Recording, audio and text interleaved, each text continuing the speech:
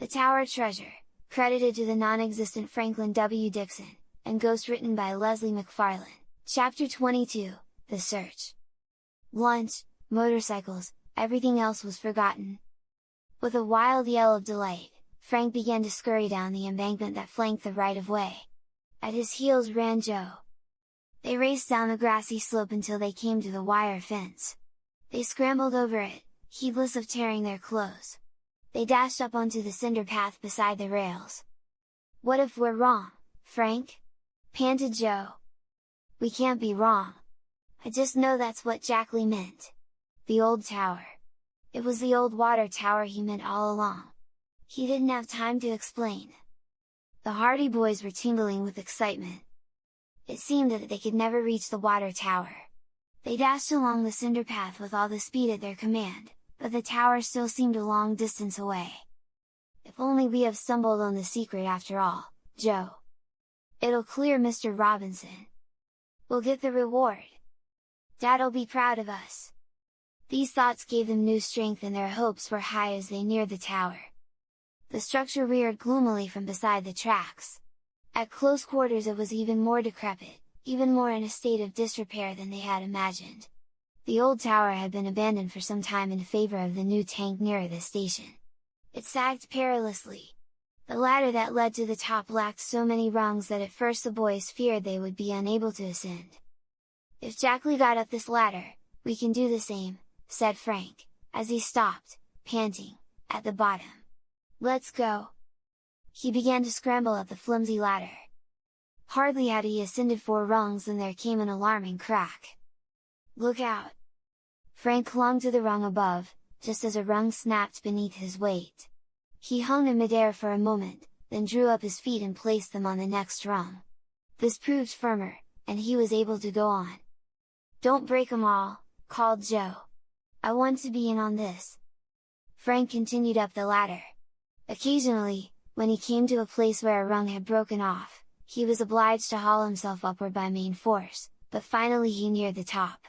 The ladder ran up along the side of the tank to the very top of the great, vat-like receptacle, and there it led to a trapdoor. The Hardy Boys did not look down. They were high above the ground now, and the old water tower was swaying alarmingly. They began to realize their peril, for the tower was old and liable to topple over with them. But the thought did not serve to restrain them, and at last Frank scrambled over the last rung and found himself on the upper surface of the tower. He turned around and helped Joe over.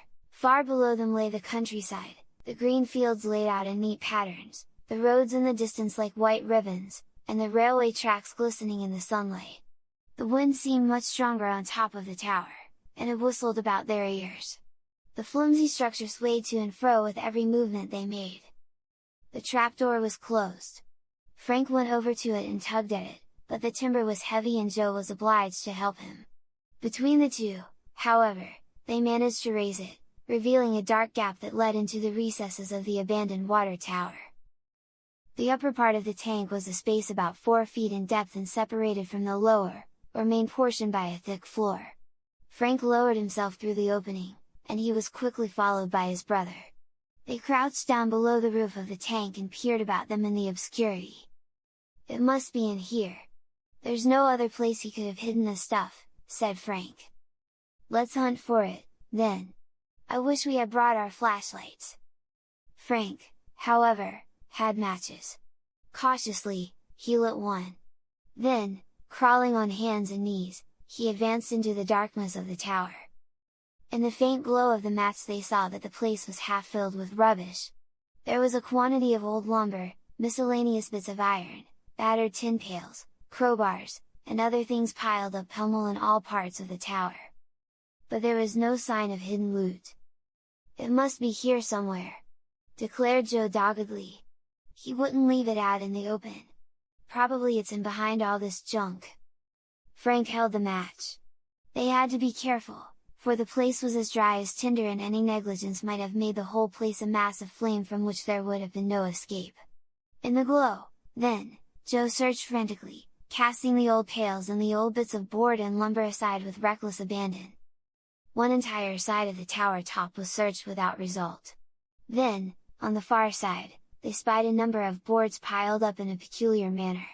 They did not look as though they had been flung carelessly or accidentally, but rather as though they had been placed to hide something. Like a terrier after a bone, Joe made for it. Frantically, he tore away the boards. There, in a neat little hiding place formed by the wood, lay a bag. It was an ordinary gunny sack, but when Joe dragged it forth he knew at once that their search had ended. "We've found it!" he exulted. "The tower treasure! This must be it!" Joe dragged the gunny sack out into the light beneath the trapdoor. They did not even wait to go out on top of the water tower. "Hurry!" exclaimed Frank, as with trembling fingers Joe began to open the sack. It was tied with a piece of twine, and Joe tugged at the stubborn knots. At last, however, the twine fell away, and the bag sagged open. Joe plunged his hand into the recesses of the sack and he first withdrew an old-fashioned bracelet of precious stones. "Jewelry! How about the bonds?" Again Joe groped into the sack. His fingers encountered a bulky packet. He withdrew it and the packet proved to be comprised of long, imposing-looking documents, held together by a rubber band. On the surface of the outer document, when they held it up to the light, they read the information that it was a negotiable bond for $5,000 issued by the city of Bayport. "That settles it," said Frank. "We've found the treasure!" The boys looked at one another in triumph. Jackley wasn't lying after all. He did hide the stuff in the old tower. And Mr. Robinson wasn't in league with him and didn't find it after it was hidden, ruminated Joe. "We can clear up the whole affair now." "Let's start, then!" Frank exclaimed. "No use sitting here all day patting ourselves on the back. It's up to us to get right back to Bayport and turn this treasure over to the Applegates." Hastily, he scrambled up through the trap, and Joe passed the bag of treasure up to him. Frank put the sack carefully to one side, then helped his brother up to the top of the tower. After that he tied the treasure sack to his belt, in order that he might have the full use of his two hands in descending the precarious ladder. They were so excited by their momentous discovery, by the knowledge that all the days of fruitless search had now ended, that they descended the ladder at breakneck speed.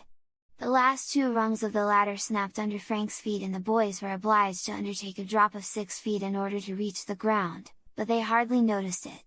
Scarcely had they picked themselves up than they were off on a run for their motorcycles, parked far back on the hillside.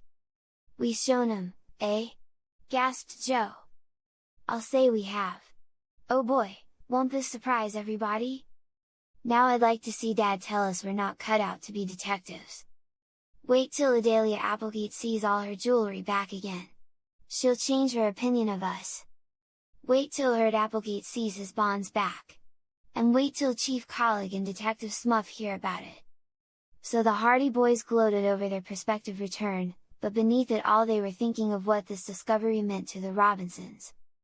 They reached the embankment, scrambled over the fence, and made their way up the slope until at last they regained their motorcycles. Although they had only partly finished their lunch, they were too excited to eat any more, so they stowed the remainder away in the basket, lashed the bag of treasure securely to Frank's carrier, and turned the motorcycles around.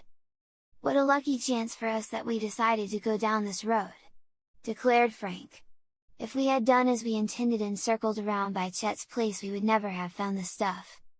And it's 10 chances to 1 that neither of us would have thought of that water tower until his dying day." The rest of their speculations were drowned by the roar of the motorcycles as the hardy boys set out on their return to Bayport with the tower treasure.